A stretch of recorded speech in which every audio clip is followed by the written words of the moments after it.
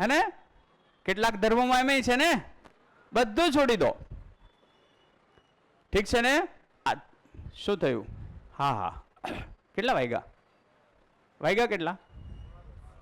10:15. 11 વાગે આપણે એ પૂરું કરશું. પછી થોડાક વ્યક્તિઓ છે કંઈ બોલવા માંગતા હોય, 8 દિવસનો 9 દિવસનો અનુભવ શું રહ્યો એ એક ફોર્મ છે એ આપણે આપશું અને થોડુંક આપણે ચર્ચા કરી લેશું આગળની યાત્રા માટે, અથવા તો આગળના અનુસંધાનમાં આપણે ક્યાં કેવી રીતે ભેગા થઈ શકીએ એનો થોડીક ચર્ચા કરશું. 11માં 10 બાકી હોય ને એટલે તમે મને કહી દેજો. ઓકે, તો આ પહોંચે છે વાત? આ પહોંચે છે વાત? તો શરીર માનતો હોઉં હું ત્યાં સુધી આ જ ઉપક્રમ આવે કે બીજો કોઈ આવે? આ જ ઉપક્રમ આવે. અને કબીરે એવું કીધું, કર ગુજરાન ગરીબી મેં, એટલે ગરીબીમાં ગુજરાન કરવાનું કે. અને કોઈ વળી વિવેક બિંદ્રા હોય એમ કે કરોડો તારા માટે છે, તું લઈ લે. તો પાછો હું કન્ફ્યુઝ થાવ કે આનું માનું કે આનું માનું. કઈ મેળ બેહતો નથી, એટલે આપણે કન્ફ્યુઝ હોઈએ કે નહીં? આ થઈ ગઈ શરીર ને હું. આનો મતલબ એવો થયો કે મારું ચિત્રણ હેના આધારિત ચાલે છે? શેના આધારિત ચાલે છે? માન્યતાઓ આધારિત. મને કોઈ સમજ નથી એક્ઝેક્ટલી કે આખું આ બધું થઈ શું રહ્યું છે, કેમ થઈ રહ્યું છે, કશી ખબર નથી. મને કોકે કીધું કે આપણે શરીર છીએ એટલે મેં માની લીધું, શરીર છે ત્યાં સુધી આપણે છીએ, આવું મેં માની લીધું. એટલે શરીરને જ સજાવવામાં આપણે જિંદગી કાઢી. એટલે આ રીતે એક ભાગ આવ્યો. પણ જ્યારે ચિંતન ખુલે, ચિંતન ખુલતા જ નથી, હે ને? ચિંતન ખુલતું નથી હોતું એમને એમ. થોડું થોડું ક્યારેક ટકોર થાય ચિત્તમાં. ચિત્રણ આધારિત જ ચાલીએ. ચિત્રણો હેના આધારિત છે? આપણા માન્યતા આધારિત. માન્યતા ક્યાંથી આવે? પરિવારમાંથી, બીજે સમાજમાંથી, ત્રીજે શિક્ષણ પાસેથી અને ધર્મ પાસેથી. ઠીક છે ને? પહોંચે છે ને વાત? તો એ રીતે માન્યતા આવે. માન્યતા આધારિત ચિત્રણો બન્યા હોય કે મોટો ગાડી, મોટો બંગલો, એવું બધું હોય એટલે સુખી થઈ જશો, એટલે ચિત્રણ બને કે મોટો ગાડી એટલે કઈ ગાડી? તો કે ઓડી, મર્સિડીઝ, BMW અને મોટી ગાડી સમાજ ગણે છે. તો મારા માટે પણ એ મોટી ગાડી, હે? મોટી કદના આધારે ગણી કે બીજી રીતે? કદના આધારે તો બસ મોટી ગણાય. પણ આપણે કંઈક જુદી અવસ્થામાં આ બધું માન્ય છીએ, હે ને? એટલે સ્ટેટસના આધારે કોઈ બ્રાન્ડ છે એમણે પણ આપણા ચિત્રણોને ચિત્રિત કર્યા ને, કે ભાઈ તમારી પાસે આ છે તો તમે કંઈક છો. કમલા પસંદ ખાયા તો કુછ ખાયા, વરના તો આયા ઓર ગયા. એમ કરીને એવું છાપીને એવું કરીને નાખે કે આપણને એમ થાય ખાવું જ પડશે આ, નહીતર તો આપણું જીવન એળે જ આવે. ખ્યાલ આવે છે? એક સમયે મને એવું થયું હતું કે દારૂ પીવાતો જ હશે. આવું મને થયું હતું એમ કે આ પીવાતો હશે, એમાં શું વાંધો છે? હે? પીધો નથી કોઈ દી. હું લેહ લડાખની ટૂરમાં ગયો હતો, એટલે બુલેટ ટ્રીપ હતી, અને હું સુરતથી હું એકલો હતો. બીજા 33 જણા હતા અમારી સાથે, ભારતના જુદા જુદા ભાગોમાંથી. આ 6-7 વર્ષ પહેલાની વાત છે. તો અમે 4 જણા સિવાય બધા પીતા હતા. હું એક અને 3 સ્ત્રીઓ હતી, એ સિવાયના બધા પીતા હતા અને રોજ પીતા હતા. પછી મને અમે દિલ્હી ગયા ને, એટલે દિલ્હી અમારા ગ્રુપ બનાવ્યા હતા. ગ્રુપની અંદર કહી દીધું હતું કે દિલ્હી આટલા લોકો આટલા વાગે પહોંચવાના, તમે એકબીજાનો સંપર્ક કરજો. એટલે હું દિલ્હી પહોંચ્યો એરપોર્ટ, એટલે એક ફ્લાઇટ છે થોડી વાર પછી આવવાની હતી, એક બીજી, એમ કરીને એક મહેસાણાનો હતો, 2 બોમ્બેના વ્યક્તિઓ હતા. એટલે એનો અમારે કોન્ટેક્ટ થઈ ગયેલો ને અમારે ત્યાં ચારેને ભેગું થવું ને પછી અમારે કાર લઈને આગળ કાશ્મીર તરફ જવું એવું નક્કી થયેલું. એટલે દિલ્હી એરપોર્ટ ઉપર ઉતર્યા એટલે મેં કીધું આપણે પહેલાં કંઈક ખાઈ, સાંજનો સમય થઈ ગયો હતો એટલે ખાઈ લઈએ, એટલે પછી ક્યારે આપણે હોટેલ પર પહોંચીએ કાંઈ નક્કી નહીં. એટલે ત્યાં મેકડોનલ્ડનું બર્ગર હતા, તો મેં કીધું આપણે આ હવને ભાવે એવું છે, તમને બધાને ભાવે? તો કે હા. એટલે મેં ત્યાં પૈસા આપી દીધા. એટલે પછી બધાએ એવું નક્કી કર્યું કે આ પૈસા કોણ આપશે. બધા છે કહેતા હતા હું આપું હું આપું હું આપું, એવું થાય ને, આગ્રહ તો કરે, નવા નવા હોય એટલે. તો મેં કીધું વાંધો નહીં, હું આપી દઉં છું, તમારા બધામાં વડીલ હું છું, ઉંમરમાં મોટો હતો હું, તો મેં કીધું હું આપી દઉં.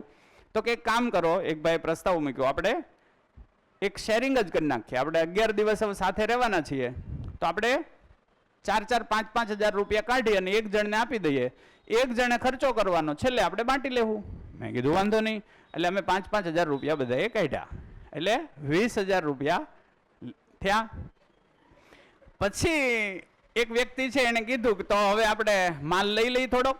એટલે મને આ ભાષામાં કઈ ખબર નહીં, એટલે મેં કીધું લઈ જ લેવાય ને, શું લેવાનું છે, હાલો લઈ લઈ. એટલે કે હાલો, તો એરપોર્ટ પર જ હોય દુકાન. એટલે મને અમે ચારેય ગયા. એટલે મેં તો બાટલીઓ જોઈ, મેં કીધું આ માલ તો મારા કામનો નથી, પણ હવે શેરિંગની વાત કરી હતી એટલે હવે મારે ના પાડવી એવું મને અયોગ્ય લાગ્યું. મેં કીધું લઈ લો. એટલે મેં એને ટકોર કરી કે હું નથી પીતો, એટલે તમે તમારા પૂરતું લેજો. એટલે એ કે જેટલું હોય એટલું હાલે અમને, તમારા પૂરતું અમારા પૂરતું ન હોય, તમે લઈ લ્યો. એટલે મેં કીધું તો તમારી મોજ. એટલે એણે જેટલું લેવાય એટલું લીધું. એમાં 5,000 ઘટ્યા, એટલો માલ એણે લીધો. અને પછી અમે આગળ ગયા. રાતે એણે ત્રણેય, અમે એક જ રૂમમાં હતા, એણે ત્રણેય પીધો અને મેં એને પીતા જોયા. અને આ બીજી વાર એવો કિસ્સો બનેલો કે મેં કોઈને મારી સામે આમ કોઈ પીતા હોય એવા જોયા. મેં લવજીભાઈ એકવાર જોયા હતા, અને પણ આ સામે. પછી 3-4 દિવસ થયા ને, એટલે 2 શિક્ષકો હતા મુંબઈના. 3-4 દિવસ થયા ને, એટલે રોજનો એનો નિત્યક્રમ ફિક્સ. આ બુલેટ લાઈન પહોંચો એટલે એ લોકો બાટલીઓ ગોતે, અને હું છે ડુંગરા ઉપર બેહવા વહી જાઉં. એટલે એમાંથી મિહિર કરીને એક ભાઈ હતા, મજાનો માણસ હતો. એ એક દિવસ આવ્યા, હું બેઠો હતો ત્યાં. સાહેબ તમે દરરોજ કે આમ કોઈ ટેકરા ઉપર જઈને અમે પીતા હોય તો તમને એમ ન થાય ક્યારેક હાલો પીવું? મેં કીધું હું કંઈક પીવું છું, હું કંઈક અહીંયા બેઠો બેઠો પીવું છું. તમને એમાં મજા આવે છે, મને અહીંયા કુદરતને પીવાની મજા આવે છે. પછી એણે થોડુંક હળવું કરી દીધું પીવાનું, કે તો એ પછી મારી યારે બેહતા થઈ ગયા.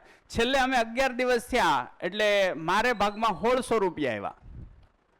એણે દારૂનો મારે ઉપર ઓલું ન નાખ્યું. અને એ લોકોને કંઈક, અમારી આખી ટ્રીપ છે 32 હજારની હતી, એમાં 25 કે 26 હજાર બધાને ભાગમાં આવ્યા, 3 જણાને. એટલે 75,000નો પી ગયા.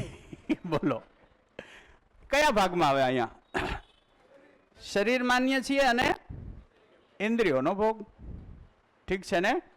તો આ જ ભાગ આવે. ઓકે, જ્યારે હું જીવન છું એ ભાગ ખુલે, હું જીવન છું એ ભાગ ખુલે, એટલે ઇન્દ્રિયો પર કંટ્રોલ આવે કે નહીં? હું જીવન છું, આપણે ત્યાંથી ન જોવું હોય તો અહીંયા જતા રહીએ. હું અહીંથી શું શોધું છું? સુખ. પણ જ્યારે હું જીવન છું અને જીવનનું કોઈ લક્ષ્ય છે, એ રીતે ચિત્રણ બને. એ ક્યારે બને? આસ્વાદનમાં રુચિના બદલે, મૂલ્યના બદલે લક્ષ્ય ઉપર જ્યારે કાંઈ વાત જાય, એ ક્યારે જાય? ચિંતન ખુલે તો. શું ખુલે તો? ચિંતન. હું વિચારું, ચિંતનનો દ્વારે જઈને ખટખટાવું કે આ પીવાનું જ કામ કરવાનું છે કે જિંદગીમાં બીજું કંઈ છે?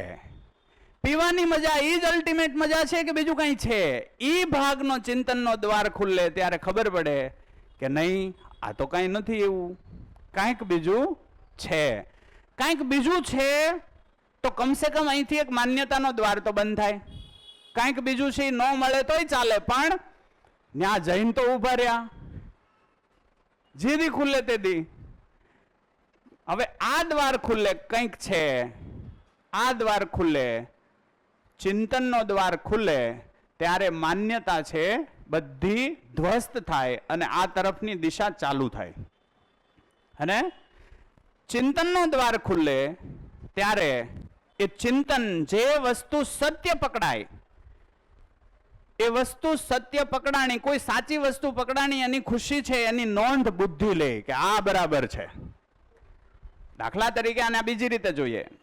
દારૂ પી લીધો, પછી પૂછીએ કે આ કરાય? અંદર ખટખટાવવા જાય તો અંદરથી શું આવે? ના આવે. પણ તો શું કરાય એ નથી ખબર, તો પછી પી. એવી રીતે હાલે? ઠીક છે ને? પણ અહીંયા કોઈ એક વાર દ્વાર ખુલ્યો કે નહીં બીજું કંઈક છે, તો પછી આ ભાગના દ્વાર છે બંધ થતા જાય અને સત્ય પકડાતા જાય, સત્યનો બોધ થાય. એક એક વસ્તુ છે એ બુદ્ધિમાં બોધ થતો જાય, પછી બોધ થાય એટલે સંકલ્પ બને કે તો હું આ જ કરીશ, આ નહીં જ કરું. આ કરીશ અને આ નહીં જ કરું. બધા વચ્ચે બેસી જાઉં તોય હું દારૂ ન પીવું એ પાક્કું, એવો સંકલ્પ બની જાય. કેમ કે મારા શરીરને એની આવશ્યકતા નથી એ સ્પષ્ટ દેખાય. મારા શરીરને એની આવશ્યકતા જ નથી એ સ્પષ્ટ દેખાય. એ સ્પષ્ટ દેખાવાની ક્રિયાને બોધ કહેવાય. અને વાતનો સ્વીકાર થાય કે આ નથી જ જરૂર. પછી એને તમે ગમે એવી મહેફિલમાં બેસાડો, એ પીવે નહીં. એ એનાથી ઊંચું કંઈક પી રહ્યો છે, અને એનાથી ઊંચું કંઈક પી રહ્યો છે. એટલે જેમ જેમ એક એક વસ્તુનો બોધ, આ જગતમાં જેટલી વસ્તુ છે એ વસ્તુના એક એક વસ્તુના બોધ તરફ આપણે જતા જઈએ, બોધ થતો જાય, બુદ્ધિમાં બોધ થતો જાય, અહીંયા સંકલ્પ બને. અહીંયા જે બોધ થતો જાય ને જે ક્રિયાઓ ચાલુ થાય એને કીધી છે ઋતુંબરા. ઋતુંબરાનો મતલબ થાય સત્યથી ભરેલું. શું થાય? સત્યથી ભરેલું. ઓકે, બોધ થયેલી વાતમાં હું કંઈ પણ કરીશ એનું પરિણામ નિશ્ચિત આવશે કે અનિશ્ચિત? નિશ્ચિત પરિણામની તૃપ્તિ હોય કે અતૃપ્તિ? આ બેની વચ્ચે જે તૃપ્તિ બિંદુ છે એ આત્મામાં આનંદ સ્વરૂપે તૃપ્ત થાય. એટલે અહીંયા અનુભવ થાય કે નહીં આ જ પાક્કું છે. આત્મામાં અનુભવ થાય. આપણે જેમ કહીએ છીએ કે મને આ ધંધાનો અનુભવ, મને ખુરશીનો અનુભવ, મને પદનો અનુભવ, એ અનુભવનો અહીંયા મુદ્દો જ નથી. એ અનુભવની વાત નથી. કયા અનુભવની વાત છે? આ જગતમાં સત્ય શું છે? તો કે સત્ય મૂળ ઉર્જા છે. આ જગતમાં નિત્ય શું છે? તો કે જીવન નિત્ય છે. આ જગતમાં શાશ્વત શું છે? પ્રકૃતિ શાશ્વત છે. આવો કોઈ બોધ, અને એની સાથે મારું ક્યારેય મૃત્યુ નથી, હું સતત છું અને છું જ, એવી અનુભૂતિ થાય. એટલે મૃત્યુનો પણ ડર ધીમો ધીમો દૂર થાય. જ્યારે હું જીવન છું એ સ્વીકાર થાય તો જીવન મરતું નથી, એ ભાગનો અનુભવ થાય. અચ્છા, હું છું જ તો. હે, એ અનુભવ છે. એ અનુભવના આધારે માણસ પ્રમાણ બન્યો કહેવાય. પ્રમાણ એટલે સાબિતી. હા, આ જ અનુભવ છે, આ જ સત્ય છે. અને પ્રમાણના આધારે અહીંયા જે ક્રિયા થશે એ છે પ્રમાણિકતા. આ પ્રામાણિકતાની વાત નથી હો. પ્રમાણિકતાનો મતલબ થાય પ્રમાણોથી ભરેલું. એટલે કોઈ વાતમાં ખોટો નહીં પડે. કોઈ વાતમાં ખોટો નહીં પડે. કોઈ વાત એટલે કઈ અસ્તિત્વગત વાતની વાત છે. વ્યવહારિક વાત આપણે જે કહીએ છીએ, માનવે જે વ્યવસ્થા ગોઠવી એમાં એને કઈ લેવા દેવા જાજુ નથી. વાત પહોંચે છે? હલો, વાત પહોંચે છે ને? જે માણસે વ્યવસ્થા ગોઠવી એ કુદરત આધારિત છે, કુદરતની વિરુદ્ધમાં છે. કુદરતની તો વિરુદ્ધમાં છે. તો ન્યાય એને સાચું પડવું છે કે નથી પડવું? ન્યાય સાચું પડવું છે. ફરીથી સમજો, માણસે અત્યારે જે સરકાર બનાવી, આવા વ્યક્તિને સરકારમાં સાચું પડવું છે? નહીં. માણસે જે ટકાવારીની વાત કરી એને ટકાવારી જોવે છે? નહીં. તમે વાત પહોંચે છે ને? હે ને? એટલે નરસિંહ મહેતા છે એને તમે કહો કબીર કહો ગંગા સતી કહો, એના પાઠ ભણવામાં આવે. એ ટકા ક્યારેય લાવ્યા નથી, એ ભણ્યા નથી. પણ એના પાઠ આપણે ભણીએ છીએ ને. તો આવા બોધયુક્ત વ્યક્તિ છે, એટલે અનુભવ થાય, અનુભવ થયાનું પ્રમાણ પણ એની પાસે હોય, અને એ પ્રમાણથી જેમ જેમ પ્રમાણ વધતા જાય એમ એ પ્રમાણિકતાનો મતલબ થાય પ્રમાણોથી ભરેલો, અને એવું વ્યક્તિત્વ છે આ તૈયાર થાય. તો અહીંયા પાછા આવીએ કે હું જીવન છું. જ્યારે હું આસ્વાદન છે, ચિંતન ખોલું, ચિંતન આધારિત ચિત્રણ થાય કે હું શરીર છું કે શરીર અને જીવનનું સંયુક્ત સ્વરૂપ છું. તો ચિત્રણ થાય, ચિત્રણમાં જીવન હવે આવે કે ન આવે? હલો, આવે. તો હું ચિંતન આધારિત આપણે જોયું આખું, એના આધારે હું શું છું? તો હું શરીર અને જીવનનું સંયુક્ત સ્વરૂપ છું. અચ્છા, શરીરને શું જોઈએ અને જીવનને શું જોઈએ, એની થોડી સ્પષ્ટતાઓ થાય કે ન થાય? એ સ્પષ્ટતાઓના આધારે ચિત્રણ બને કે નહીં? હવે આમાં બેયના લક્ષ છે કે નહીં? શરીરનું કંઈક લક્ષ છે, શું? એને ટકાવી રાખવું. તો ટકાવી રાખવા માટે શું જોઈએ એટલું કોણ સમજી લેશે? જીવન. અને જીવનને શું જોઈએ એ કોણ સમજશે? જીવન. એટલે શરીરના લક્ષ અને જીવનના લક્ષ, એમાં મૂળભૂત કયું લક્ષ બની જાય? જીવનનું લક્ષ. જીવનનું લક્ષ જ્યારે બને ત્યારે વ્યક્તિ સુવિધા ભેગી કરશે કે જ્ઞાન? એટલે સમજ ભેગી કરશે. સમજ ભેગી કરશે. જેની પાસે સમજ હોય એની પાસે સમસ્યા હોય કે સમાધાનો હોય? સમાધાન બોલે તો ઉકેલ. આપણે જે સમાધાન કહીએ સમાધાનની વાત નથી અહીંયા, હને? કે ભાઈ હું નમિત બાંધ્યા પછી અમારી વચ્ચે સમાધાન થયું, એ સમાધાનની વાત નથી ને, એ નથી. આપ સ્પષ્ટ જોજો. તો સમજ હોય એની પાસે શું હોય? સમાધાન અથવા તો ઉકેલ હોય. તો જીવન શું ભેગું કરશે? સમાધાન ભેગા કરશે. કેમ કે લક્ષ હવે એ બન્યું, બરાબર છે. સંગ્રહ કરશે, પરિવાર સંગ્રહખોરી કરશે કે સમૃદ્ધિના ભાવથી જીવશે? સમૃદ્ધિના ભાવથી જીવશે. એટલે સમૃદ્ધિનો ભાવ આવશે. ભક્તિ કરશે કે સમજીને અભય બનશે? સમજ આવે તો ભય જાય કે આવે? સમજ આવે એમ ભય જાય. શેની સમજ? જીવન ક્યારેય મરતું નથી. એ સમજ જેમ જેમ મારી સ્વીકારમાં આવતી જાય, જેમ જેમ મારા સ્વીકારમાં એ સમજ બેસતી જાય, એમ એમ મારામાં ભય વધે કે અભય વધે? અચ્છા, આ શરીર પૂરું થાય તોય પાછું આ અસ્તિત્વની અંદર યોજના છે જ કે બીજું શરીર લઈને પાછી યાત્રા ચાલુ કરીશ. અને આ શરીર યાત્રાનો નિષ્કર્ષ કેવો હશે? લક્ષ્ય સાથેનો હશે કે નહીં? હવે લક્ષ્ય સાથેનો હશે. એટલે હું જ્યાં પણ જન્મીશ એ લક્ષ્યની જે સ્વીકાર ભાવ છે એ ન્યાથી બ્લિંક ચાલુ થાય જ. બાળપણ વીતે એટલે તરત જ ક્લિક ચાલુ થાય. આજે સમજી લો કે આ સમજની આપણી સ્થિતિ બની છે. એ પૂર્વજન્મમાં કંઈક સ્વીકૃતિ હતી કે ખાલી શરીર તો હું નથી, કંઈક છું બીજું, પણ એ પકડાણું નહોતું. એટલે આજે આપણે શોધ્યું આ જીવનમાં. વાત પકડાય છે ને? એટલે સમૃદ્ધિનો ભાવ આવે. ભક્તિ કરીને અભય આવ્યો. કેટલાએ ભક્તિ કરી, અભય કેટલાને આવ્યો? અચ્છા, અભય જેને આવ્યો એને ભક્તિથી આવ્યો કે સમજથી આવ્યો? જેમ કે ગંગા સતી અભય બન્યા. તો અભય બન્યા એનું કારણ શું? સમજ વિકસી ગઈ એની.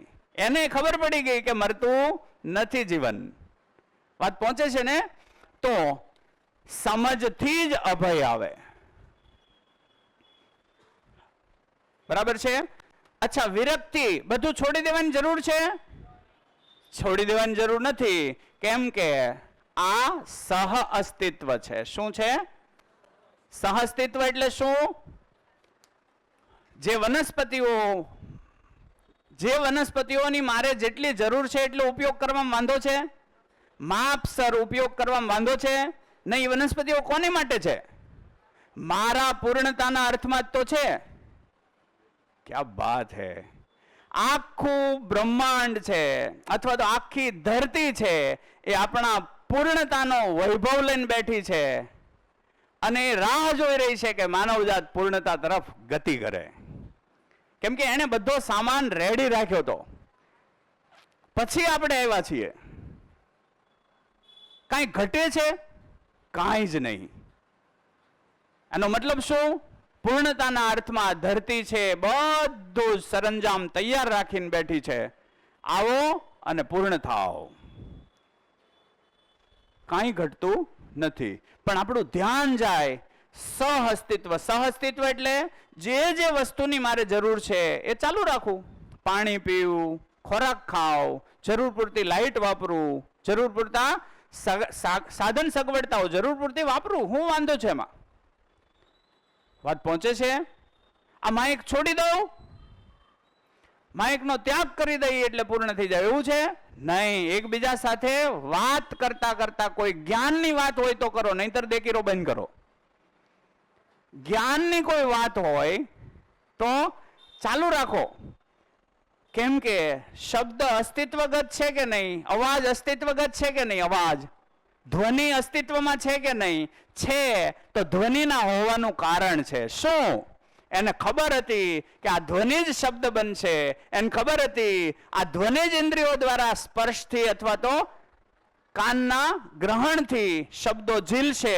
એને ખબર હતી શબ્દો જ વસ્તુ સુધી પહોંચાડવામાં મદદરૂપ થશે. ક્યા બાત હૈ!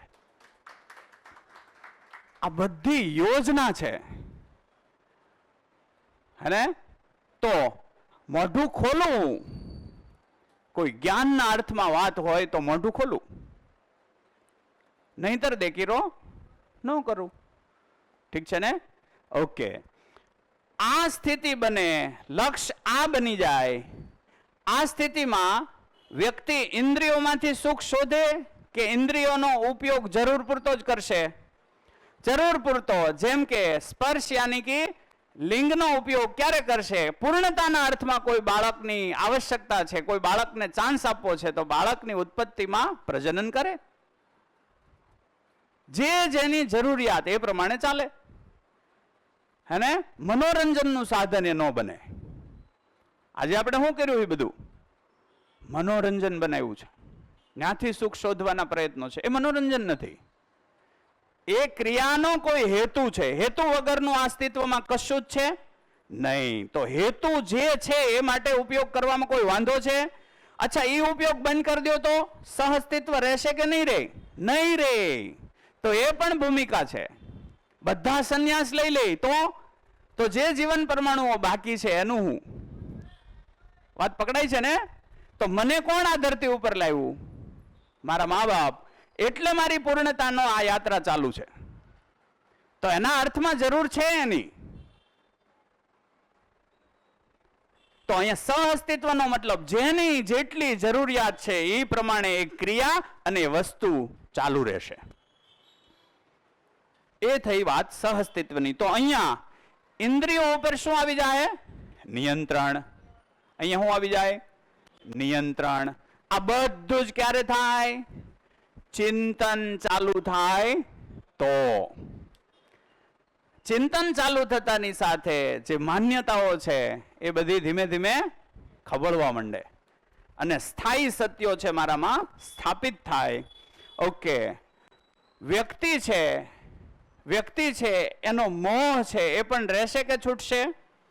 પૂર્ણતાના અર્થમાં સંબંધ રહેશે. એટલે પૂર્ણતાના અર્થમાં સંબંધો સ્થાપિત થશે અને મોહવશ કોઈ સંબંધ નહીં હોય. વાત પકડાય છે? તો આ વાત બની. જીવન ક્રિયાઓમાં ચિંતન ચાલુ થતાની સાથે આ રીતે થાય. પરંતુ માનવજાતમાં ચિંતન ચાલુ થયું નથી. એટલે આ માત્ર આટલી ક્રિયાઓ ચાલે છે. કેટલી? જોઈએ. આટલી ક્રિયાઓ. ફરીથી આને બીજા ઓલામાં દોરીએ એટલે અલગ પડે કંઈક. આટલી ક્રિયાઓ જ મનુષ્યમાં ચાલુ છે. અને 4.5 ક્રિયા કીધી. કેટલી? 4.5. કેમ કે તુલન છે ને પ્રિય, હિત અને લાભ આધારિત થાય. તુલનનો અડધો ભાગ છે એ ચિંતન ખુલે પછી જ થાય. એ છે ન્યાય, ધર્મ અને સત્ય આધારિત. તુલન હેના આધારિત થાય? ન્યાય, ધર્મ, સત્ય આધારિત. પણ એ ક્યારે ચાલુ થાય? ચિંતન ચાલુ થાય ત્યારે જ થાય. ઠીક છે ને? ચિંતન ને બીજું કીધું છે સાક્ષાત્કાર. શું કીધું છે બીજું? સાક્ષાત્કાર. એટલે મારો વિચાર અથવા તો કલ્પનાશીલતા, મારી કલ્પનાશીલતા વસ્તુ સાથે તદાકાર થાય. મારી કલ્પનાશીલતા વસ્તુ સાથે તદાકાર થાય, એકરૂપ થાય. જેમ કે અત્યાર સુધી આપણી કલ્પનાશીલતા કોની સાથે તદાકાર હતી? શરીર સાથે તદાકાર હતી. હવે કોની સાથે ધીમે ધીમે ડાયવર્ટ થશે? જેટલી મારી સ્વીકૃતિ વધશે અને એ ભાગમાં મારું ચિંતન ચાલશે કે હા આવું કંઈ થાય છે મારી અંદર, આ શરીરના કોઈ ભાગમાં થાય છે નહીં, આ તો જીવન પરમાણુનો હિસ્સો છે. ઠીક છે ને? તો ખબર પડે, ધીમે ધીમે એના તરફ અધ્યયન થશે, તો અધ્યયનના આધારે ચિંતન ખુલશે. ચિંતનમાં ક્યારેક સાક્ષાત્કાર થશે અને જીવનનો મૂળભૂત સ્વીકાર થઈ જાય. શરીરથી પણ ઉપર જીવનનો મૂળભૂત સ્વીકાર થઈ જાય. જીવનનો સ્વીકાર થઈ જાય એટલે આ ભાગ ખુલે. તો હવે બધું થશે કોના આધારે થશે? ન્યાય, ધર્મ અને સત્ય આધારિત. પણ હજી આ ક્રિયાઓ ચાલતી નથી. એટલે કેટલી ક્રિયા થઈ? 1, 2, 3, 4 અને આ તુલન અડધી થાય એટલે કેટલી ક્રિયા થઈ? 4.5 ક્રિયા. કેટલી ક્રિયા થઈ? 4.5 ક્રિયા. 4.5 ક્રિયાથી ચાલતા માણસને ભ્રમિત માણસ કહેવાય. એમાં શરીર જ મુખ્ય હોય, આ ભાગ ખુલે જ નહીં. આ ભાગનો સ્વીકાર જ ન થાય. એ કેવું થાય ખબર? અમે ગયા હતા સમર્પણ ટેકનો સ્કૂલમાં, ત્યાં કંઈક વાત ચાલતી હતી, જીવન, શરીર, જીવન. કોણ જીવનને પાળે ભાઈ? દેખાય સાચું. શું થાય? દેખાય સાચું. દેખાય શું? શરીર. પત્યું. આપણે કઈ ઝંઝટમાં પડવું નથી. ગુડ. હા ગુડ, કાંઈ વાંધો નથી. આદરો. હું આદરશો? આ કામ થાય કે આ કામ થાય? આ કામ જ થાય. આ નિયમ આપણે કહીએ આમાં કાંઈ થાય? કાંઈ ન થાય. નિયમ નિયમનું કામ કરે. અસ્તિત્વ આખું નિયમ સાથે છે. નિયમ ક્યારેય તૂટતો નથી. નિયમ તમે તોડો એટલે પરિણામો કેવા આવે? અનિશ્ચિત. અનિશ્ચિત પરિણામ આપણે ઈચ્છતા નથી, પણ એ ભોગવા વગર છૂટકો નથી. ઠીક છે ને? એટલે આ 4.5 ક્રિયાઓ થાય છે. 4.5 ક્રિયાથી ધીમે ધીમે જેમ જેમ ચિંતન ખુલે એમ એક પછી એક બોધ તરફનો ભાગ ખુલે. હે? પૂર્ણ બોધ થાય. એક એક વસ્તુનો બોધ થાય. જેના તરફ મારું ધ્યાન જાય, જેનું અધ્યયન કરું એનો મને બોધ થાય. અને જ્યારે ઈશ્વર છે એનો બોધ થાય. આપણે તો શબ્દ સ્વરૂપે હજી ખાલી ભાસ આભાસ જોયો. એટલે આ ભાગ છે, આ ભાગમાં જે આમ ક્રિયાઓ થાય એને ભાસ કીધો. આ ભાગમાં ઉપર ડાઉન, નીચે ઉપર ક્રિયાઓ થાય એને આભાસ કીધો. અને અહીંયા જે ક્રિયાઓ થાય એ પ્રતીતિ થઈ જાય. એટલે સ્વીકારનો ભાગ અહીંયા પૂરો થાય, પ્રતીતિ થાય. પ્રતીતિ એટલે સ્વીકાર થઈ જવો. ઠીક છે? અને અહીંયા જે થાય એ અનુભૂતિ કીધું. શું કીધું? અનુભૂતિ. આવી રીતે થાય, આ ક્રિયાઓ આવી જ રીતે થાય તો અનુભવનો આનંદ હોય. અનુભવનો શું હોય? આનંદ હોય. પ્રતીતિ થાય એનો સંતોષ હોય. એનો સંતોષ હોય. જે આભાસ થયો આ સિક્વન્સમાં વ્યવસ્થિત રીતે ચાલે, આમ જ ક્રિયાઓ કરે ત્યારે આભાસ થાય. આભાસને કીધું શાંતિ. અહીંયા જે થાય એને કીધું સુખ. આવું થાય એને કીધું સ્વર્ગ. આ રીતે થાય એને કીધું સ્વર્ગ. બરાબર છે? પણ આનાથી ઊંધું થાય. એક અત્યારે જે થઈ રહ્યું છે શું છે? આનાથી ઊંધું થાય. શરીર પાસે શું છે? ઇન્દ્રિયો. શું છે? ઇન્દ્રિયો. મન મોટું કે ઇન્દ્રિય? મન. મન મોટું કે વૃત્તિ? વૃત્તિ. વૃત્તિ મોટી કે ચિત્ત? ચિત્ત. ચિત્ત મોટું કે બુદ્ધિ? બુદ્ધિ. બુદ્ધિ મોટું કે આત્મા? આત્મા. તો કોણ કોને ચલાવવું જોઈએ? મન ઇન્દ્રિયોને ચલાવવું જોઈએ, પણ ક્રિયા શું થઈ રહી છે અત્યારે? ઇન્દ્રિયો મનને ચલાવી રહી છે, એટલે નાની ચીજ મોટીને ચલાવી રહ્યું છે, હે ને? નાની ચીજ મોટીને ચલાવી રહ્યું છે. આને ચલાવી રહ્યું છે. ચલાવવું આને જોઈએ. આ સાચી ક્રિયા છે, આ ગલત ક્રિયા છે. એના આધારે આને ચલાવે. આ ખોટી ક્રિયા, આને ચલાવવા જાય. આ ખોટી ક્રિયા, આને ચલાવવા જાય. હાવ ખોટી ક્રિયા. ઠીક છે ને? આ ખોટી ક્રિયા એટલે કે ઊંધી ક્રિયા થાય છે. ઊંધી ક્રિયામાં શું થાય? આપણે ઇન્દ્રિયો આધારિત નિર્ણય લઈ લઈએ, પછી એ ક્રિયા કર્યા પછી ચિત્તને પૂછે, ટકોર કરે, આ સાચું કર્યું કે ખોટું? તો શું આવે જવાબ? ખોટું. ખોટાનું શું હોય? અફસોસ.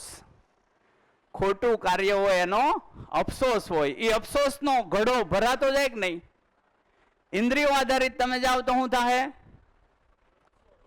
અફસોસ વધતો જશે. કેવા અફસોસ હોય? પત્ની પૂછે, તમે ફરવા ગયા હતા ત્યાં દારૂ પીધો? આપણે પીધો હોય, આપણે શું ના પાડશું? નહીં. ન્યાય અફસોસ ચાલુ થશે. કેટલો આ રીતે આપણે ભેગો કરતા જઈએ, એક એક વસ્તુનો અફસોસ ધીમે ધીમે ભેગો કરતા જાય. અને પૂર્ણ રીતે આપણે બાળકો સાથે એટલું ખોટું બોલ્યા હોય, આપણે પત્ની સાથે એટલું ખોટું બોલ્યા હોય, આપણે બધી જ જગ્યાએ એટલું ખોટું બોલ્યા હોય, ક્યાંય પારદર્શકતા છે નહીં. એટલે આપણે જે બધું ખોટું બોલ્યાનો બોજ લઈને જે જીવીએ છીએ, એમાં પાછો મિત્ર બેસવા આવે જે આપણે ફરવા આવ્યો હોય, હે? એટલે મોટી તકલીફ. ખ્યાલ આવે છે ને?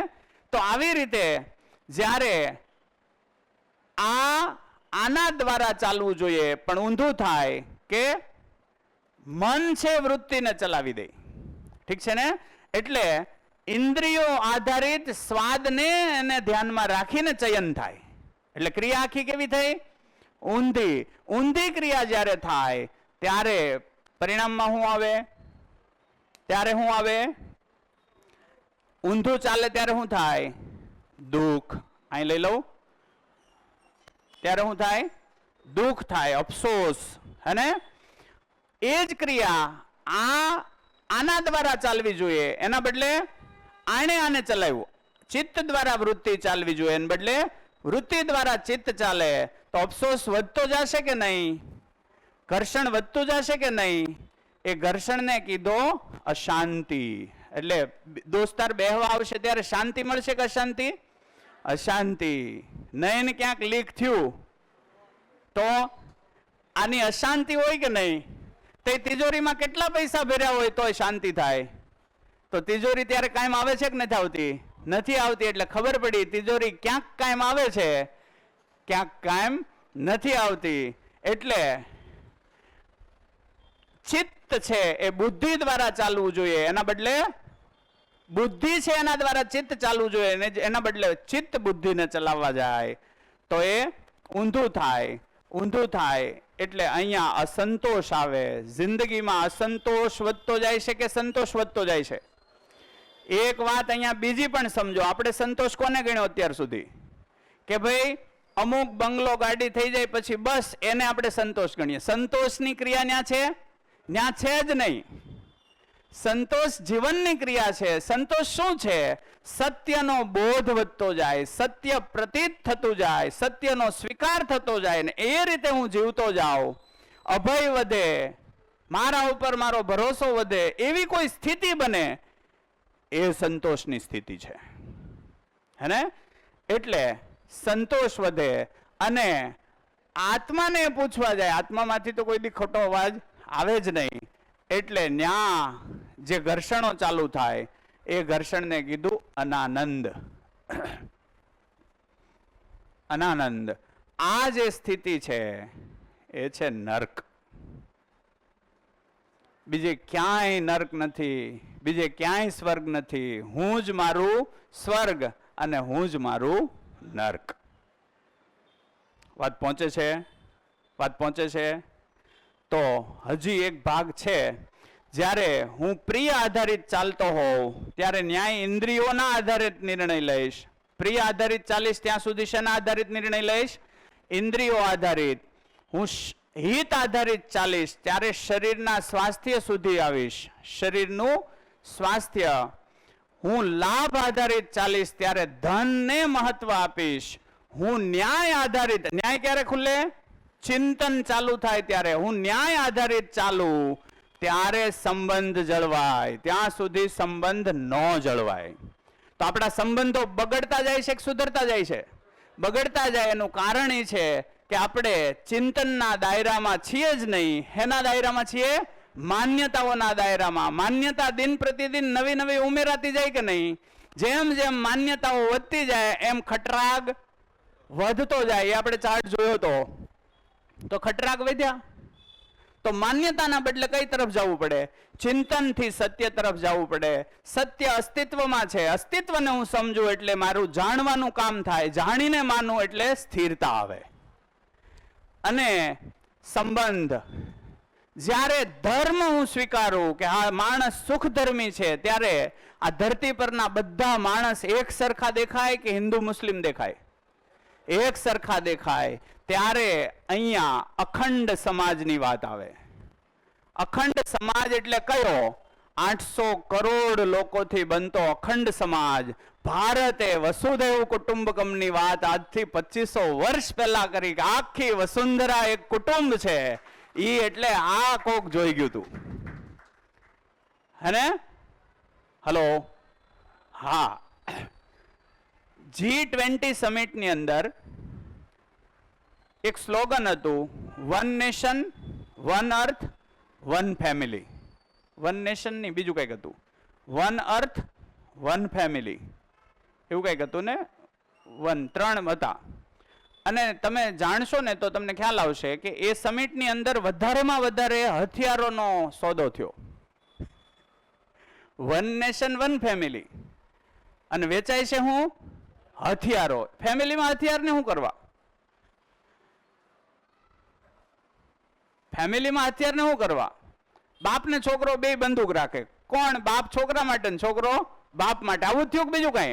એક બાજુ આપણે વન ફેમિલીની વાત કરીએ છીએ, તો વન ફેમિલીમાં યુદ્ધ હોવે કેવી રીતે? તો આ ભાગ ખુલે તો છે અખંડ સમાજ તરફનો ભાગ ખુલે. અને સત્ય આધારિત જ્યારે હું ચાલુ ત્યારે સાર્વભૌમ વ્યવસ્થા. શું થાય? સાર્વભૌમ વ્યવસ્થા. વ્યવસ્થાનું સ્વરૂપ આખી પૃથ્વીનું એક થાય. અને સાર્વભૌમ વ્યવસ્થા. કોઈ બોર્ડર નહીં, કોઈ જગ્યાએ કાંઈ તાતણા તાર નહીં, કશું જ નહીં. અને આવી કલ્પના આપણી છે કે નહીં? આવું થવું જોઈએ. આપણી કલ્પનામાં એવું છે કે આવું જ થવું જોઈએ, એ જ હિતાવહ છે. એનો મતલબ એમ થયો, ધરતી ઉપર આપણે આવ્યા ત્યારથી આવી ઈચ્છા આપણી અંદર ઓલરેડી છે. અસ્તિત્વનો હું હિસ્સો છું ને મને વહેંચવામાં આવે છે, એ મને મંજૂર નથી એવું મને ક્યાંક ક્યાંક લાગે છે. પણ શરીરના આધારે આપણે સમજ્યા એટલે હિન્દુ મુસ્લિમ શીખ ઈસાઈ આપણાથી અલગ પડ્યા એટલે આપણને છે આ રોષ આવે છે. તો એ રોષ માન્યતાનો છે કે સત્યનો? માન્યતાનો છે. સવાલ તમને સવાલ કરે ને ત્યાં સુધીમાં એક ફોર્મ આપશે. આ 9 દિવસ દરમિયાન જે આપણે અહીંયા વાતચીત કરી એના અનુસંધાનમાં ફોર્મ આપશે. ફોર્મ આપે ત્યાં સુધીમાં આપણે સવાલ જવાબ લઈ લે. ફોર્મ આપી દો, પેન આપજો. હાજી, સવાલ. સર, ચિંતન ખુલ્યું એ ખબર ક્યારે પડે? દાખલા તરીકે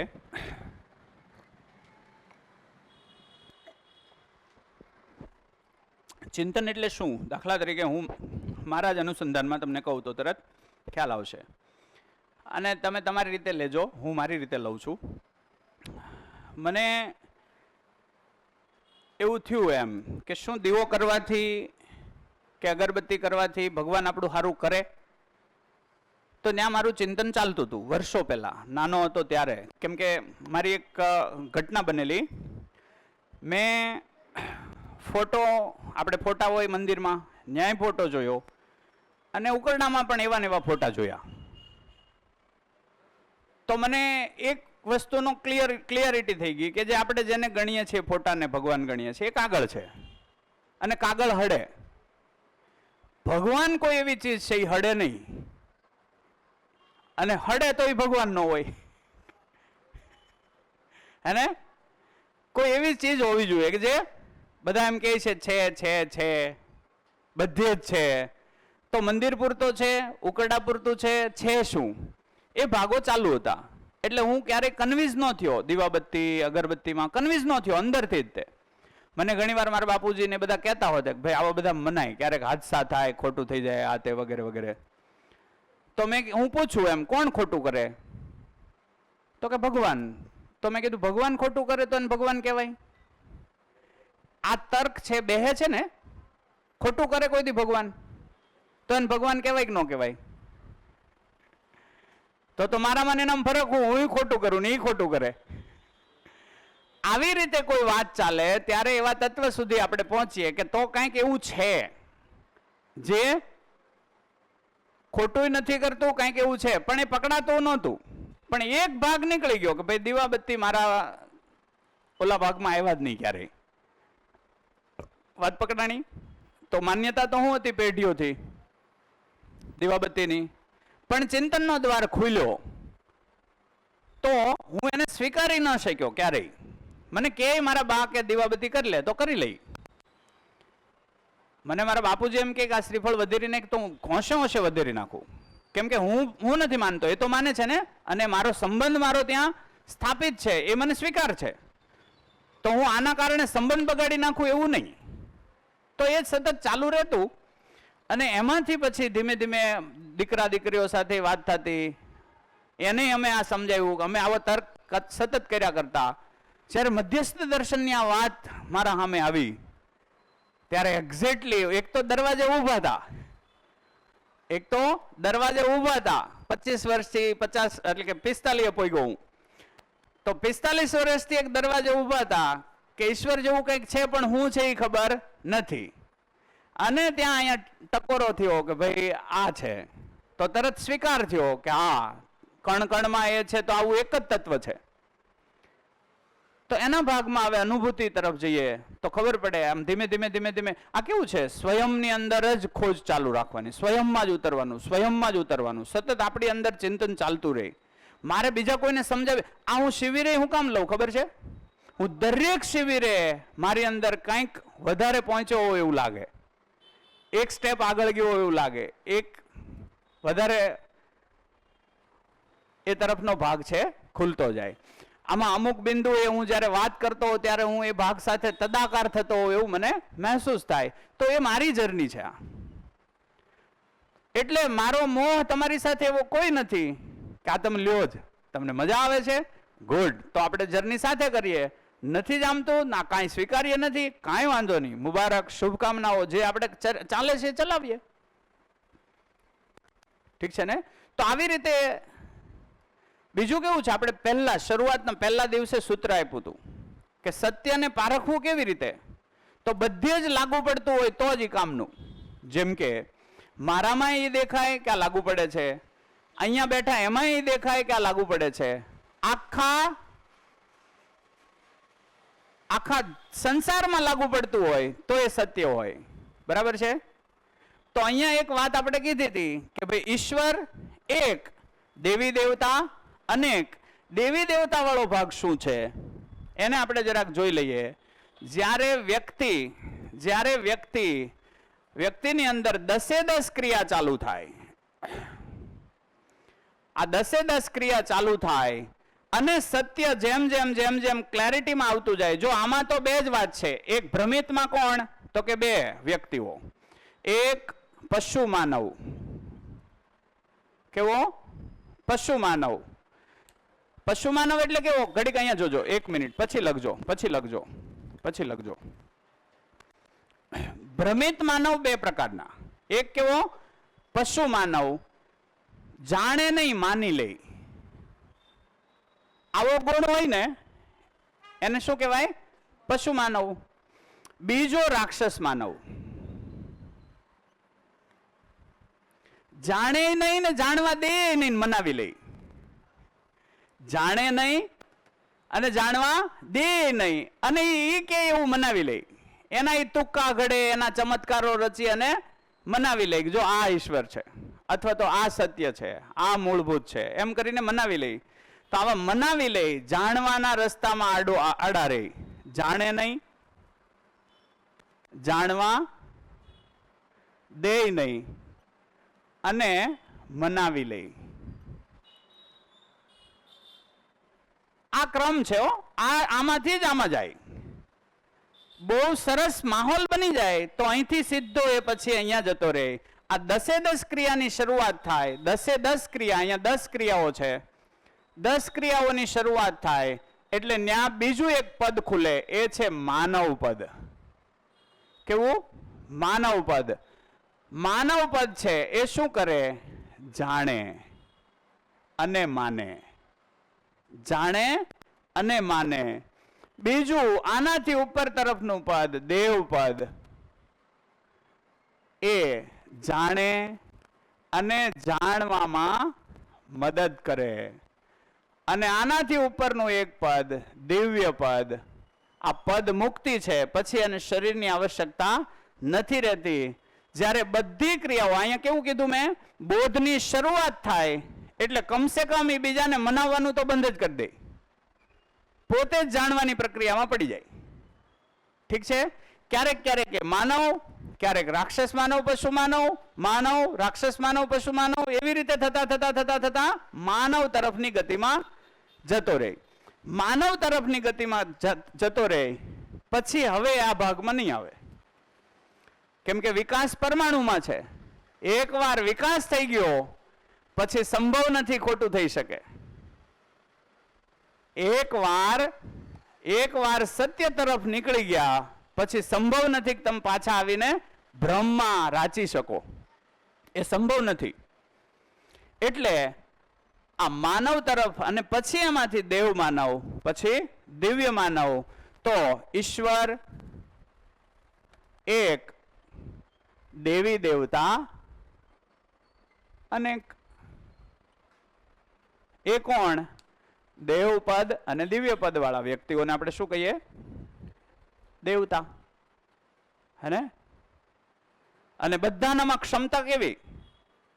દેવતા બનવાની. બરાબર છે? એટલે મધ્યસ્થ દર્શનનું એક સૂત્ર છે કે ભૂમિ સ્વર્ગ હો, ભૂમિ સ્વર્ગ હો, માનવ દિવ્ય હો, માનવ દિવ્ય હો, સર્વ શુભ હો. આવી રીતનું સૂત્ર છે. તો આજ ઈચ્છા છે આપણી કે ધરતી બકવાસ હો, માણસ રાક્ષસ હો, દુઃખ જ દુઃખ હો, એવી ઈચ્છા છે નહીં. પરિકલ્પના તો એ જ છે ને. ઠીક છે? સવાલ બીજો કોઈ? હા, હવે લખો ઘડીક, સવાલ કરતા જાઓ. જી, ઘડીક લખી લેવા દઈએ, ઘડીક લખી લેવા દઈએ. ઓલું કેવું બે ભાગ થાય. આ બધા લખી નાખો. 5 મિનિટ છે આપણે આપીએ. બધા જ લખી નાખો. જીવન વિદ્યા એક પ્રસ્તાવ અને અધ્યયન બિંદુ.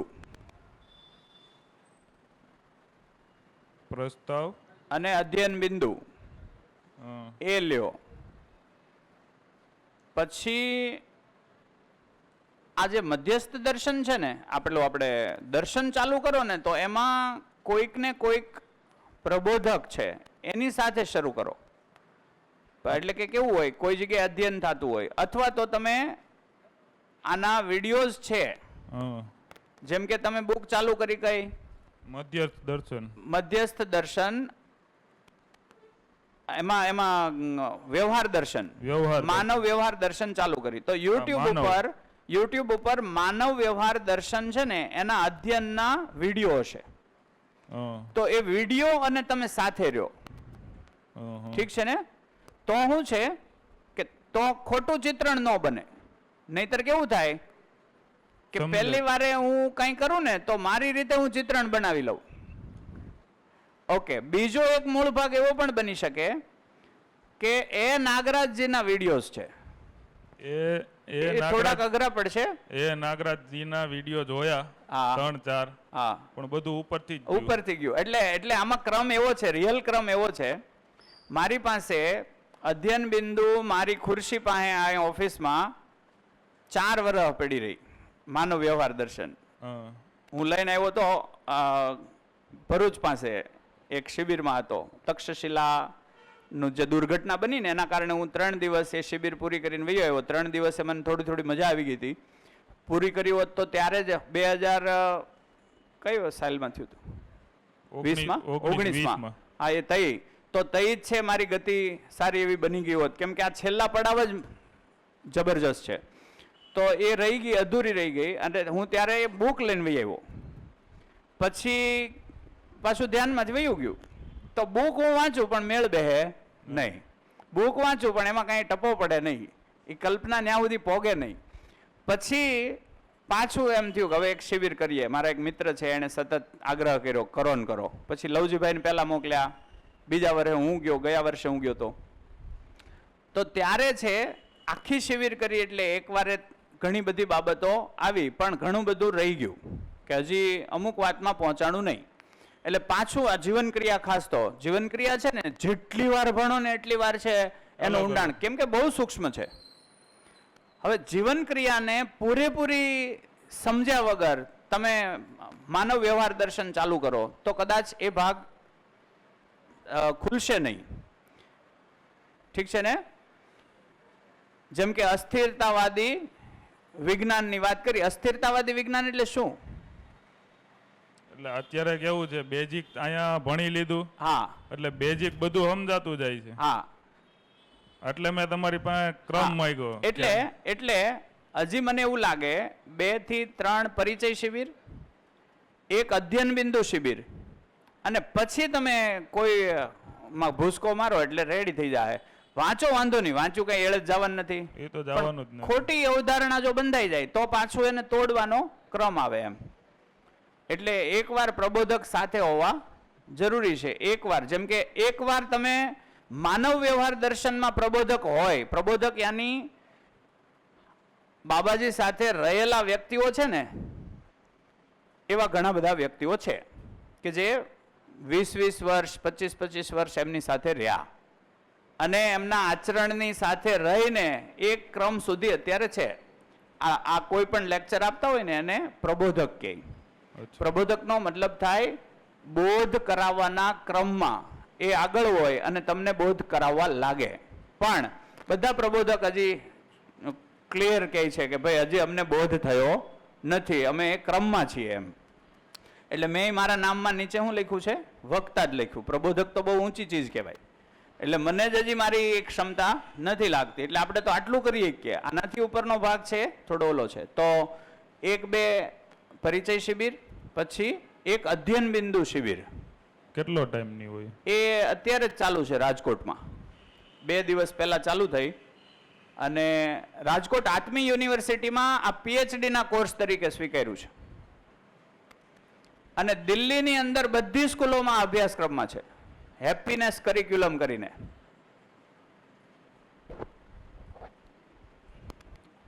નેપાળના શિક્ષણ બોર્ડે આને બુક તરીકે સ્વીકારી લીધું છે. એનો અભ્યાસક્રમ બનેલો, આની પાછળ ઘણા સમયથી મહેનત કરી. નેપાળ એજ્યુકેશન બોર્ડ છે, એણે આખા નેપાળની અંદર આ ચાલુ કરાવ્યું છે. તો અહીંથી પ્રબોધકો નેપાળ જાય છે અને શિક્ષકોને ટ્રેન કરે છે. કેનેડાની અંદર પણ ચાલે છે. તો ઘણી જગ્યાએ અત્યારે ચાલુ છે. અને જેમ જેમ આપણે બધા શીખતા જવું, મારી એવી ઈચ્છા છે કે આગળ જતા તમે ત્યાંમાં જે લોકોની ગતિ બનશે એ જ પછી અહીંયા આપણે કોઈ ક્લાસરૂમ હોય કે ત્યાં એ સતત ચાલે અને એ કામ ચાલ્યા જ કરે. માનવ બનાવવાનું કામ છે આ. એવી રીતનો કાંઈ ઉપક્રમ છે 2-3 વર્ષમાં ગોઠવાઈ જાય એવું મારું અત્યારે પ્રયોજન છે. તો એક અધ્યયન બિંદુ એકવાર કરી આવો. અધ્યયન બિંદુ શિબિર એટલે શું છે? સંબંધો છે, 7 પ્રકારના સંબંધોના મૂલ્યો છે. જેમ કે અહીં કીધું ને, મૂલ્ય આધારિત, મૂલ્ય મૂલક. તો મૂલ્ય 30 પ્રકારના છે. એમાં માનવ જાતે એક મૂલ્ય ઉપર જ કામ કર્યું છે અત્યાર સુધીમાં. ઉત્પાદન મૂલ્ય અને કલા મૂલ્ય. એને વસ્તુ મૂલ્ય કીધું છે, એના 2 મૂલ્ય, ઉત્પાદન અને કલા. તો એ સિવાય માણસ જાત આગળ ગઈ જ નથી. હજી બાકી કેટલા? તો 28 મૂલ્યો. 28 મૂલ્યો એ પૂર્ણતા થાય. તો 28 મૂલ્ય છે, એ મૂલ્યોની સમજ એમાં આવતા સંબંધોની સમજ, એ છે ને એક ઉપક્રમથી તમે સમજશો તો મજા આવશે. મજા આવવાનો મતલબ તો તમે ત્યાં પહોંચશો કોઈ વસ્તુ સુધી, હે ને? એટલે ક્રમબદ્ધ આપણે બેસશું, સોમ મંગળવારે તમે આવો ફોન કરીને, આપણે થોડુંક નિરાતે થોડુંક વિચારીએ કઈ કઈ રીતે આગળ જવાય. એવું બને તો આપણે જ અહીંયા બુક વાંચવાનું ચાલુ કરશું, જેથી મારું અધ્યયન થાય. હિંમતભાઈ ને અહીંયા હતા એમાંથી કેટલાક આવશે, હે ને? તો એ રીતે આપણે કોઈ એક ટીમ વર્ક કરીએ કે ભાઈ શનિવારે રોજ અહીંયા મળીએ અને કોઈ એક બુક છે શરૂ કરીએ, એવું થઈ શકે. બેટર, હે ને? એવું થાય તો કેટલા જણાને ઈચ્છા છે? Okay okay. આમાં પાછું લવજીભાઈ આપણે ઓલું ગણવું જોઈએ ને, ફોટો પાડવો પડશે. અમે છે ને વાલીઓને આ પ્રસ્તાવ મૂક્યો, પહેલા આ પ્રસ્તાવ છે અમે 1.5 કલાકમાં મૂકીએ કે આવું કંઈક છે. એમાં કેટલા વાલીઓ આમાંથી હતા? હા, એ હતા. તો એમાંથી છે આટલા જ આવ્યા, 1500 વાલીઓમાંથી આટલા આવ્યા. ઠીક છે ને? એમાંથી આપણે કહીએ છીએ શનિવારે કોઈ ટાઈમ ફિક્સ કરીએ અને એના આધારે આપણે મળતા થઈએ તો હજી અધ્યયન બિંદુનો ભાગ એ આપણે આગળ લઈ શકીએ. ઓકે, અધ્યયન બિંદુની શિબિર અહીંયા થાય તો કેટલા આવે? ઓકે, ફૂલ ડે હોય કે આ ટાઈમ? નહીં, આ ટાઈમ કરશું આપણે. સુરતમાં ફૂલ ડે કરીએ તો સારું પડે. એની પ્રક્રિયા તો ગજબ છે. તમે એકવાર એવી શિબિરમાં જાઓ ને, કેમ કે એમાં સાંજે છે ને ગોષ્ઠી થાય.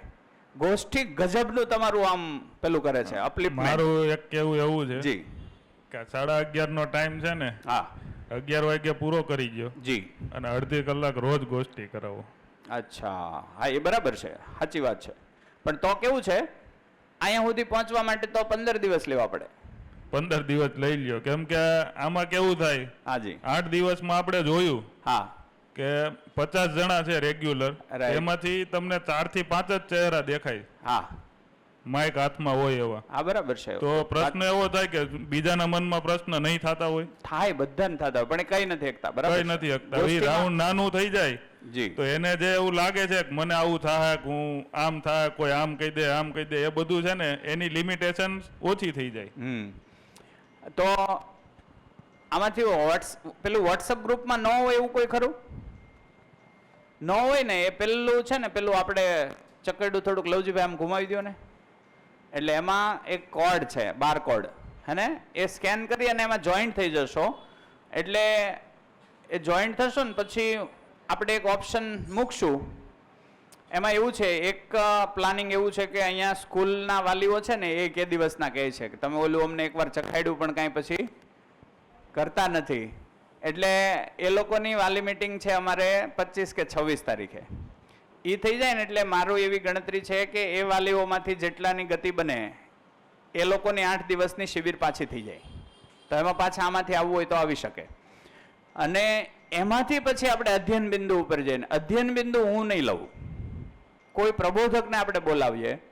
હવે પ્રબોધક આવે ત્યારે પછી કેવું થાય કે એના ખર્ચે આવતા હોય. આમાં છે ને પૈસા ક્યાંય નથી.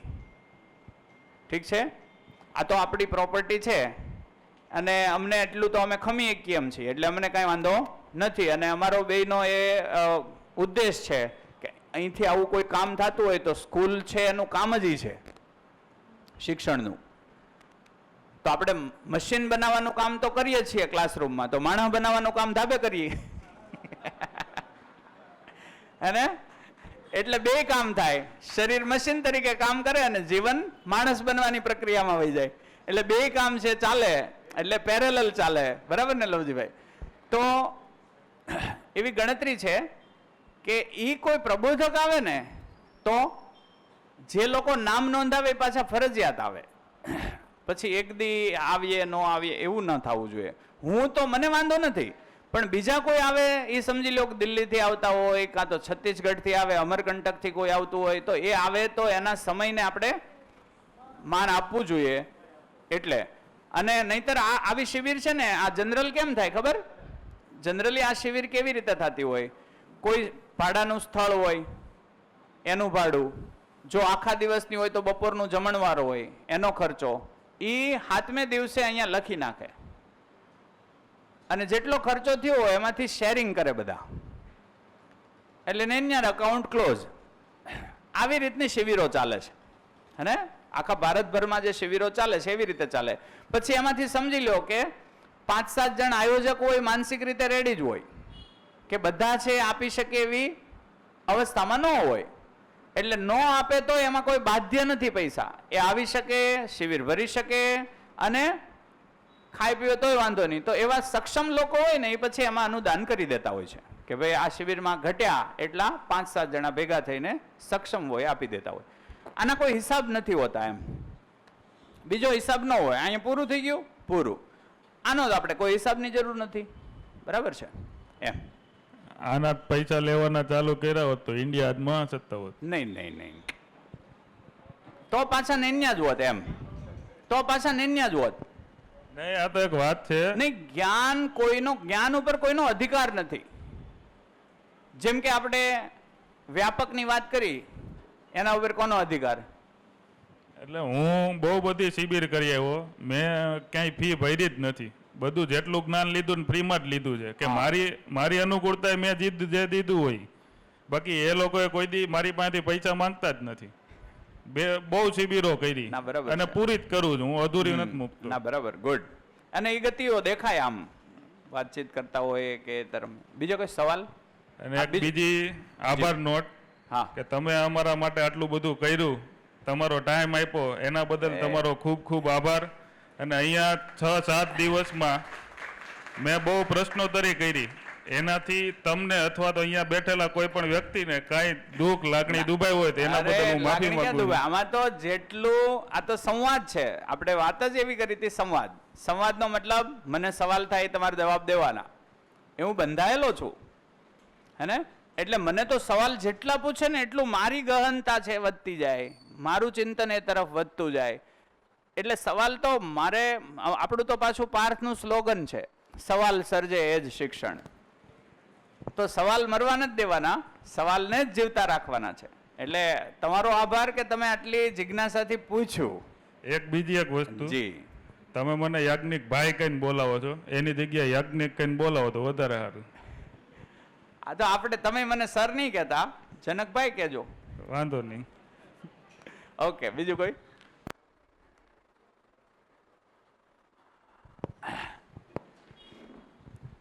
કાલનો સવાલ હતો જેનો જવાબ નથી મળ્યો.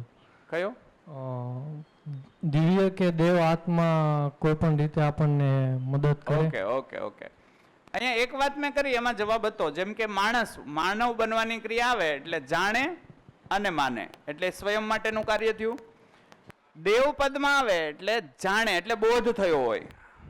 બોધ થયેલો વ્યક્તિ બોધ કરાવડાવે તો મદદ થઈ કે ન થઈ? શરીર છોડ્યા બાદ.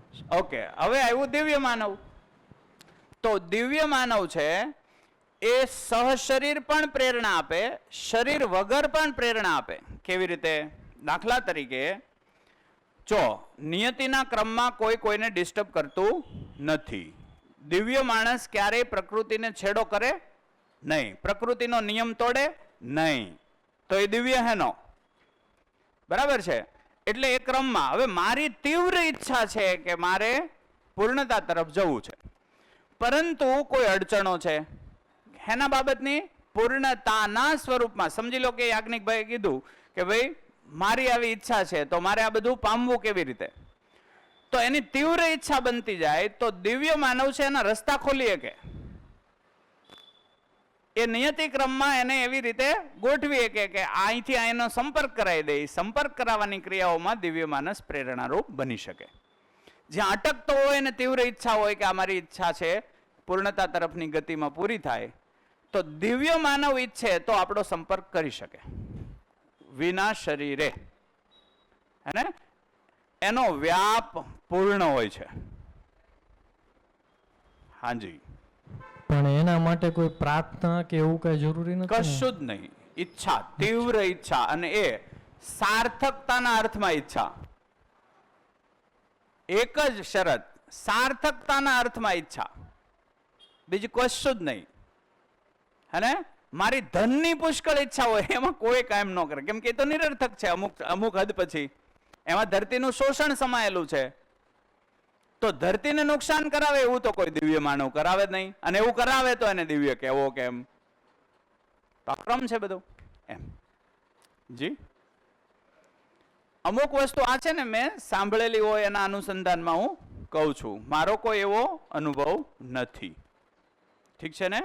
પણ જેમ કે એ નાગરાજજી છે, એને એની સાથે 30-32 વર્ષ રહ્યા, સાધનભાઈ કરીને એક છે, એની સાથે જ રહેતા. તો જ્યારે 2016માં એ નાગરાજજી છે એ બીમાર પડ્યા અને પછી શરીર છોડ્યું, તો શરીર એનું શાંત થયું એ પહેલાં એને પૂછેલું સાધનભાઈએ કે ભાઈ અમે તમારો સંપર્ક કરી શકીએ, અમે ઈચ્છીએ તો એણે એવું કીધું હતું કે તમે ન કરી શકો, હું કરી શકું, હું જરૂર પડશે તો કરીશ, આવું એણે કીધેલું. એટલે હું એના એ વાતને આધારે હું કહી રહ્યો છું, એમ મારો કોઈ આમાં હજી અધિકાર સહેજે નથી. ઠીક છે જી. સવાલ સમય 11:15 પૂરું થઈ ગયું. ઓકે, હાલો 2 સવાલ લઈ લઈએ. હેલો પેલા ફોર્મ લઈ લો ને એક જણ, સર ફોર્મ લઈ લો. હા, ક્યાં? એક ક્વેશ્ચન છે. જી. કાલે મેં તમને ક્વેશ્ચન કરેલું હા. કે જ્યારે કોઈ બી વ્યક્તિનું ડેથ થઈ જાય અને જી. પાછળ જે શોક મનાવવામાં આવે એ વસ્તુને માની લીધી છે કે ખરેખર કરવું જ જોઈએ? એટલે એ વસ્તુના આધારે આપણે એ વસ્તુમાં શું સમજતા, શરીર જાય પછી આત્મા 12-13 દિવસ સુધી આસપાસના ભાગોમાં રહે છે, એવી આપણી માન્યતા છે, ઠીક છે ને. કોઈકે આને જોઈ લીધું હતું કે આવું છે, પણ લોકોને તો હજી જોયેલ નહોતું, લોકોએ જોયેલું નહોતું. તો લોકોની આસ્થા એ બની રહે કે જેથી એક તરફ એક ને એક દિવસે એ તરફની ગતિમાં એક માન્યતા આપણી બની રહી કે નહીં. ભલે આપણે જોયું નથી, પણ એક માન્યતાથી બંધાયા કે શરીરની સાથે કોઈ એવું તત્વ છે જે રહે છે અને એ 12-13 દિવસ ત્યાં હોય, એવી બધી વાતો કીધી. જેથી શું થયું કે પ્રક્રિયામાં આપણે સતત રહ્યા, નહીતર આપણે શું કરત, ફગાવી દેત લાશું. ખાલી શરીરને જો સમજાવત તો મર્યા પછી શું કરત, જેમ જીવતેજી ફગાવીએ છીએ, મર્યા પછી વધુ સન્માન આપીએ ને. જીવતેજી એટલું સન્માન આપ્યું છે આપણે નહીં. તો એ સન્માન કોનું છે? કોઈ એવા તત્વનું છે જે હજી છે એવું માનીને આપણે કરીએ છીએ. તો એ તત્વએ આપણને સતત જિજ્ઞાસુ રાખ્યા કે એ શું છે એમ, એટલે એ વિધિઓ કદાચ આપી હોય. અને સર બીજો ક્વેશ્ચન એ છે કે આ તમે એમ કીધું કે જે આત્મા હોય છે 15 દિવસ 12 દિવસ સાંજ ત્યાં હોય, ફરીનું કહી દઉં કે એ જીવતા માણસોની સતત જિજ્ઞાસા વધે એના સંદર્ભમાં છે. વાત પહોંચી? એ રહે જ છે એવું જરૂરી નથી. રહે તે અને કંટાળ્યો હોય તો વહી જાય. ધારો કે કુટુંબથી કંટાળેલો હોય તો ત્યાં ઘડી કઈ નહીં રહે, કેમ કે એનાથી તો એ ભાગ્યો હતો. એવું ખરું કે નહીં? એટલે રહે જ એવું જરૂરી નથી. જે આપણે એને આવી રીતે સમજી શકીએ કે હું મારા ઉશ્વાસમાં કાર્બન ડાયોક્સાઇડ કાઢું, એ અહીંયા રહે નહીં, તો એની ગતિ બની જાય એમ. તો એ ગતિ એ રીતે જ કરે, પરમાણુ જ છે એ. તો આમાં ઈચ્છા પ્રમાણે પરમાણુ ગતિ કરે, ઓલામાં ભૌતિક ક્રિયા, રાસાયણિક ક્રિયા, તાપમાન દબાણના સંદર્ભમાં ઓક્સિજન પરમાણુ ગતિ કરે. વાત સમજાય છે? 2 માંથી 2 ભાગ સમજાય છે. Oxygen, hydrogen, carbon, carbon dioxide એ બધા એના આધારે ગતિ કરે. દબાણ, તાપમાનની અવસ્થા. ધારી લો કે મેં ઉશ્વાસ કાઢ્યો ને એ જ સમયે હવાનું દબાણ સારું એવું છે, તો એ દૂર ગતિ કરી જાય. તો એ પરમાણુમાં હેના આધારે ગતિ થાય? જડ પરમાણુમાં ગતિઓ હેના આધારે થાય? બોલ. તાપમાન દબાણ. તાપમાન અને દબાણના અનુસંધાનમાં. ઠીક છે? એમ જીવન પરમાણુમાં ઈચ્છા અનુસાર ગતિ થાય. વાત પકડાણી? કેમ કે ત્યાં તાપમાન દબાણ લાગુ નથી પડતું, તો એની ઈચ્છા હશે કે મારે રહેવું છે ઘડીક અહીંયા, તો રહે.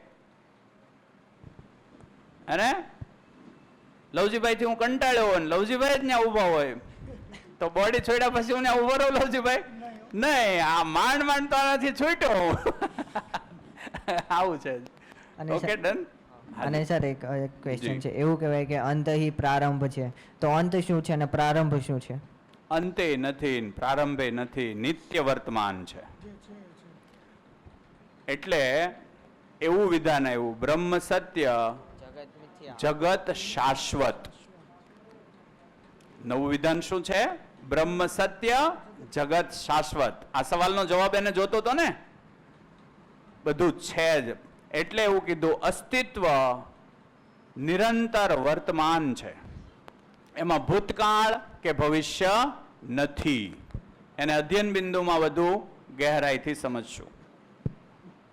જી સર તો થોડુંક વધારે સમજાવો ને અત્યારે. નહીં, હવે 11:30 નો નિયમ છે ને, આ દાસભાઈ કાન પકડે મારા, ઘણા બધા કાન પકડે. આ તમે નિયમ તોડો છો, નિયમ ન તોડાય. હાજી, છેલ્લો સવાલ. સર સવાલ નથી પણ શેરિંગ છે. આપણે આવી જશે ને સોમવારે, બેસું ઘડીક.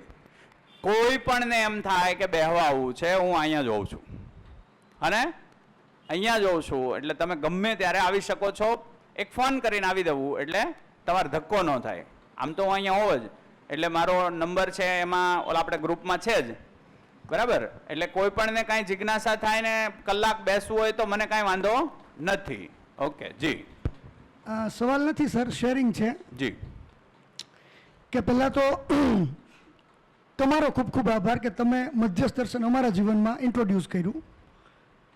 પછી એ તમને સારું લગાડવાની પણ દિલથી એવું થાય છે કે આભાર માનવો છે. Okay okay okay. બીજું કે ઘણા વર્ષો પહેલાં મેં સ્વામી વિવેકાનંદને વાંચ્યા, તો એમનું એક વાક્ય એવું હતું, અથવા તો એમ માનતા, ભગવાનને પ્રાર્થના કરતા કે હે ઈશ્વર, હું તને પ્રાપ્ત કરી શકું એવી મને શક્તિ આપજે, એ ઉર્જા કે જે તે છે એ બધું. તો એ વાક્ય ત્યારથી હું સતત વાગોળતો રહેતો, સૂતા ટાઈમે, જાગતા વખતે. તો એની સાર્થકતા મને આમાં બતાય છે હવે, કે હું આનાથી કદાચ એ પ્રાપ્ત કરી શકીશ. તો મધ્યસ્થ દર્શનમાં એક ચેપ્ટર આવશે, પ્રાપ્ત, પ્રાપ્ય, લક્ષ અને લક્ષ્યાંક. પ્રાપ્ત, પ્રાપ્ય, લક્ષ, લક્ષ્યાંક. એની અંદર આને વધારે તમે અનુભૂત કરી શકશો. ઓલરેડી પ્રાપ્ત તો છે જ, ખાલી અનુભૂતિ બાકી છે. પ્રાપ્ત, પ્રાપ્ય, લક્ષ્યાંક, લક્ષ, એવું એક સરસ ચેપ્ટર છે અને બહુ એમાં સરસ રીતે વાત કરી. જી, બીજું કોઈ? સર ઓકે, બોલો ને લવજીભાઈ. અરે કાંઈ હોય તો કયો. અને હોય ને કાંઈ પૂરું થઈ ગયું એમને? હા, પછી ટ્રેન વહી જાય કા? હાજી, છે કોઈ સવાલ? હાજી, આપો. આપણે આ 7 દિવસ જે આપણે જાણ્યું જોયું, તો હવે આને આપણા જીવનમાં ઉતારવા માટે કોઈ એવી રીત ખરી કે આવી રીતે સીધું આનો જનરલી? હા, એક વસ્તુ અહીંયા જોઈ લેજો. પહેલી વાર મેં શિબિર કરીને, પરિચય શિબિર, તો મને એમ થયું બધું જ છોડી દેવું છે. આવો કોઈ નિર્ણય ન લેતા, કેમ કે એ ખોટો છે. બીજી ત્રીજી શિબિર પછી મેં અધ્યયન બિંદુ નહોતું કર્યું, હું સીધો જ અધ્યયનમાં વહી ગયો 3 મહિના. એમાં મને દેખાણી મારી ભૂમિકા કે હું શિક્ષણમાં છું, શિક્ષણનું જ આ કામ છે, તો મારી ભૂમિકા હવે એમાં રેડું. અને એટલે લવજીભાઈને ખબર છે કે હું મોટા ભાગનું કામ છે આમાં જ કરું છું. બાળકો સાથે અને વાલીઓ સાથે મોટા ભાગે આ વાત તરફ હું જવા મથ્યા કરું છું. એટલે એવું લાગે કે છોડી દેવું છે બધું, આ તે, કશું છોડવાનું નથી. અહીં છેલ્લે હું વાત કરી, વિરક્તિનો મુદ્દો જ નથી. તમારે પ્રમાણિત ક્યાં થવાનું છે? કુટુંબમાં જ, સહઅસ્તિત્વમાં જ. પરિવાર જ જીવવાનો મુદ્દો છે. પરિવારમાં પ્રમાણિત ન થાય, બીજે ક્યાંય પ્રમાણિત ન થાય. એટલે પ્રમાણિત ક્યાં થવાનું છે? પરિવારમાં. એ નાગરાજજી પરિવાર સાથે રહ્યા, એ એક નહીં, એની સાથે શીખવા વાળા 20-25 જણા એના ઘરે રહેતા, અને વર્ષો સુધી કોઈ લવાજમ ફી વગર. તો એ ઘટનાઓ જબરી છે, ક્યારેક આપણે શેર કરશું. ઠીક છે, ઓકે. તો જિંદગીમાં જીવતા જીવતા જ હું આ દાદર ઉતરું ત્યારેય જોતો જાઉં મારા જીવનની ક્રિયાઓ, હું કોઈ સાથે વ્યવહાર કરું ત્યારેય જોતો જાઉં, હું વિદ્યાર્થી સાથે વ્યક્ત થાવ ત્યારેય હું મારી અંદર સતત નજર નાખું કે ક્યાં ક્યાં મારી અયોગ્યતા છે, એ અયોગ્યતાને ચકાસું અને એને યોગ્યતામાં ફેરવું. આટલો જ મુદ્દો છે. બાળક સાથેના વ્યવહારમાં એ તમે જોતા જાઓ, પત્ની સાથે, પતિ સાથે, જ્યાં જ્યાં આપણે વ્યવહાર કરીએ છીએ વ્યવહારોમાં આ દર્શનને આપણે તદ્રુપ તદાકાર થતા જઈએ અને જોતા જઈએ, એટલી જ વાત છે. ઠીક છે ને? કશું છોડવાનું નથી. અગત્યનું મળી જાય એટલે નકામું